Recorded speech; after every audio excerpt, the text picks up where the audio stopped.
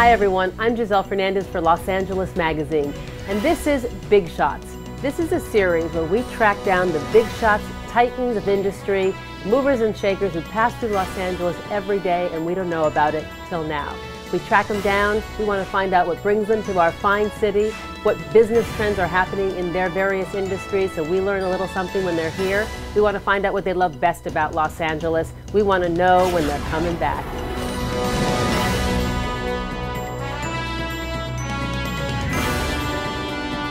Today, we have the biggest big shot of them all. He's the #1 richest man in the world, the titan of the telecom industry. Please welcome Mr. Carlos Slim. Thank you so much for taking the time to be with us today. No, thank you. I love to come here. I have friends and enjoy the city and the places. It's beautiful. What are the top investments that you recommend people really pay attention to and zero in on right now? Information technology is one way. Other way is developing applications, if you are very interested in technology. Making content, because in the past, the content was done by the movie studios or by the TV studios, but now it's open to anyone. Well, I think the best example is now the Korean that make this music. Yes, really. Condom style. Yes. If you look how much has grown the volumes, it's more than exponential. What would be the biggest change from that? Many things will change. Many things will change for the good of the people.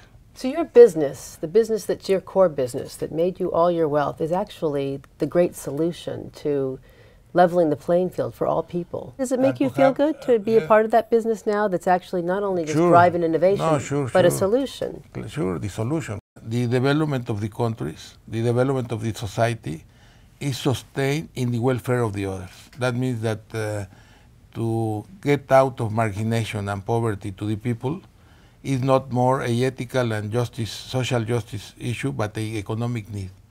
And U.S.-Mexico trade future. There are many analysts saying over the next 25 years that's the new China. Do you think that there's tremendous opportunity between our two countries in trade and NAFTA? Yes, I think that we have not used the potential. What's the #1 opportunity you see in that exchange that we should be jumping on? I think that will be very important for U.S. that are not producing goods here because the aggregate value is not big, that they should do that in all Latin America. Are you as technologically savvy, or are you more... No. You're more the human touch still, as opposed to the tech touch? Paper todavía. You still do your paper? Yes, I think that... Do you have apps on your phone? Angry Birds? No. No. Just the elemental. You like it simple? Very simple. So, Forbes, richest man in the world, and yet you contrast it with your humility and a very low-key life. How do you reconcile the two? How do you keep the two in balance? You have access to everything. You could have the biggest house, the biggest tech gadgets, the biggest everything, and you keep things simple. Do you think that's part of the reason for your success? You've kept things simple? No, I think that any privilege, economic or education or anything, is a responsibility and a compromise. It's a compromise to be efficient in the management and creation of wealth. What we need is to create more wealth, and the use of these revenues and wealth should be also in the benefit of the society in many ways. Who was your mentor?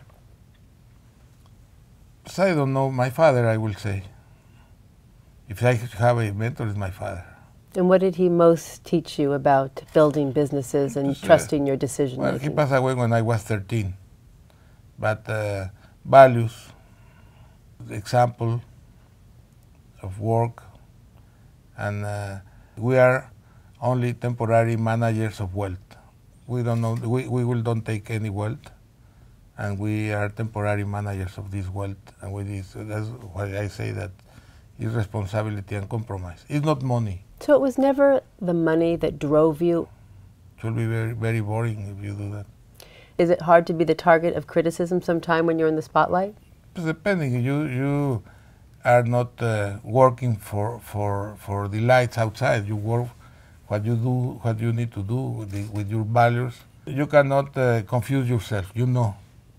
And if you know that you are doing the right things, and you work with values, and you work with clarity and transparency, you know what you are doing. And if the other doesn't like, this is his problem, it's not your problem.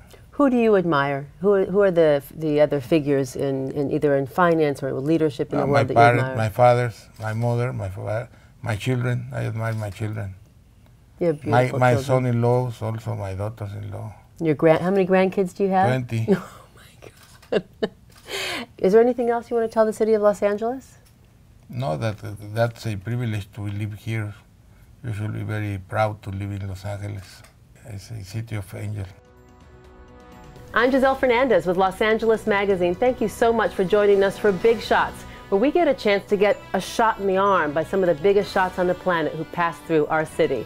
Join us next time on LosAngelesMagazine.com for the next big shot passing through Los Angeles. Till next time, I'm Giselle Fernandez. So long.